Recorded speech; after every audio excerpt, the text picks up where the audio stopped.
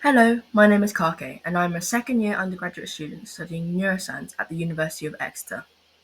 In today's educational video, I will be exploring the question, are women today empowered, and have they gained autonomy over their bodies and their reproductive health? This is a complex issue that spans healthcare, ethics, law, and social policy, and it affects women differently depending on where they live and their social circumstances.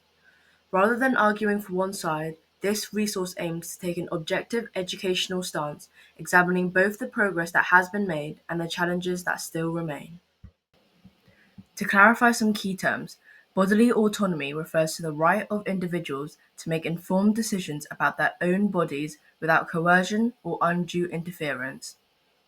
Reproductive health includes access to contraception, abortion, maternal health care, fertility services, and sexual health education, as outlined by the World Health Organization in 2024.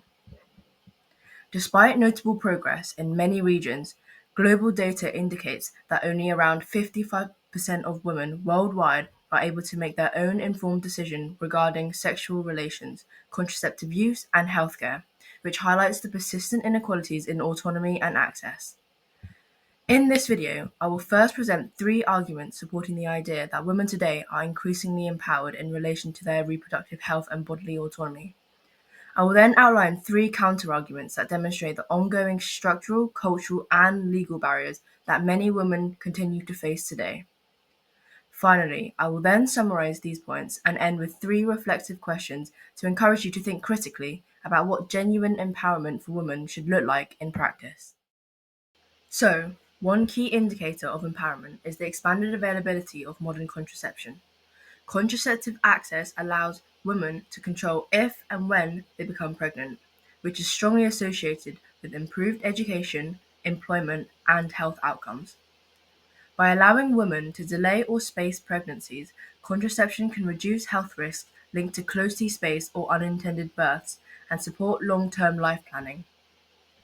The World Health Organization recognizes contraception as a fundamental component of reproductive autonomy and gender equality, noting that access to a range of safe, acceptable methods is essential for realizing reproductive rights. Studies have consistently shown that women who report higher levels of decision-making power and freedom from partner control are more likely to use effective contraception and to use it consistently. This relationship suggests that autonomy and contraceptive use reinforce one another, and that empowered women use contraception to shape their lives, and the ability to plan fertility can further enhance this empowerment.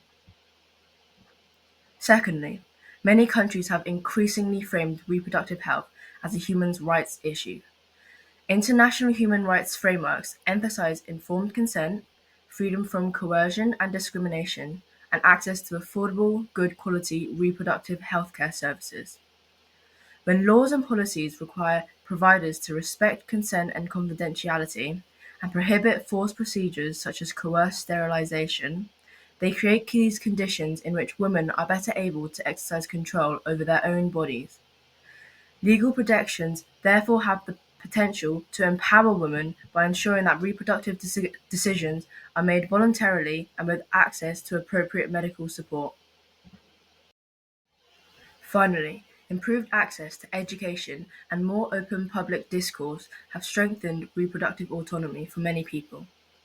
Comprehensive sexual education has been shown to improve health literacy, increase knowledge about contraception and sexually transmitted infections, and reduce the stigma around discussing sexual and reproductive health. When young people receive accurate and age-appropriate information, they are better equipped to understand their bodies, assess the risks, and seek the services when they need. Education also helps individuals develop communication skills and confidence to negotiate contraceptive use, refuse unwanted sex, and to advocate for their healthcare needs, thereby reinforcing autonomy in both private and public sectors. So, to move on to the counterarguments, despite the progress made, reproductive autonomy remains unequally distributed across the globe. Women in low-income regions and marginalized communities are far less likely to have consistent access to contraception, safe abortions, or quality maternal health care, which directly constrains their ability to make informed choices about if and when to have children.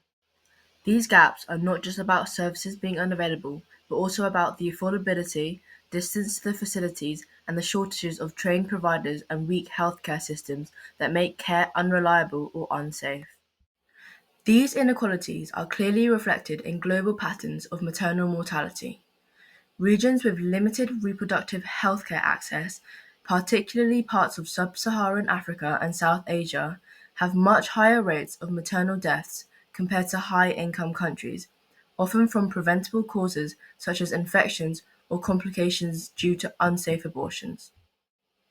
When women cannot access antenatal care, skilled birth attendants, emergency obstetric services, or postnatal follow-up, pregnancy itself becomes a major health risk, showing how a lack of reproductive autonomy can be life-threatening rather than purely theoretical. Another major barrier to autonomy is the political regulation of reproductive rights. Abortion laws vary widely around the world, ranging from fully liberal frameworks to near total bans, and restrictive legislations can dramatically limit bodily autonomy even when other reproductive services are available. In some settings, legal access is theoretically permitted, but is undermined by mandatory waiting periods, parental or spousal consent requirements, or very limited numbers of authorized providers, effectively pushing women towards unsafe procedures. Recent legal and policy changes in several countries have shown that reproductive rights can be rolled back after being established, highlighting how vulnerable they are to shifts in political ideology and court decisions.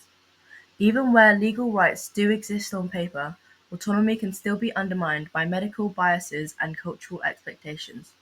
Long-standing research on gender bias in healthcare shows that women's pain and reproductive symptoms are more likely to be dismissed, psychologized, or undertreated compared to men's, which can delay the diagnosis and limit access to appropriate treatment options. When clinicians do not take women's concerns seriously, the ability to exercise choice is weakened, because informed consent depends on being given accurate information, having one's experiences believed, and being offered real alternatives. Social and cultural norms surrounding motherhood and fertility can further constrain genuine choice, even in legally permissive environments. In many societies today, women face strong expectations to marry, have children by a certain age, or prioritize motherhood over education and career. And those who deviate can experience stigma, family pressure, or social exclusion. These pressures mean that a decision may technically be free in law but still feel highly constrained in practice, as women weigh the risks of disappointing families, partners, or communities. So to summarize, this video has explored 6 key points about women's empowerment and reproductive autonomy.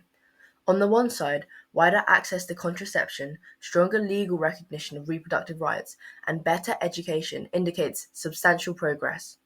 At the same time, the global inequalities, restrictive legal frameworks, and persistent medical and social biases show that full reproductive autonomy has not yet been achieved and still remains out of reach for many women today. Taken together, structural disadvantage, legal barriers, clinical biases, and social and cultural expectations suggest that having rights written into laws and on paper is essential, but it is not sufficient enough. Without the supportive conditions, many women still lack real power over their bodies and reproductive choices. Instead of a simple binary of empowered or not empowered, women's autonomy should be understood as a spectrum that is continuously shaped by legal, cultural, and socio-economic contexts. To conclude this video, I will now leave you with 3 reflective questions.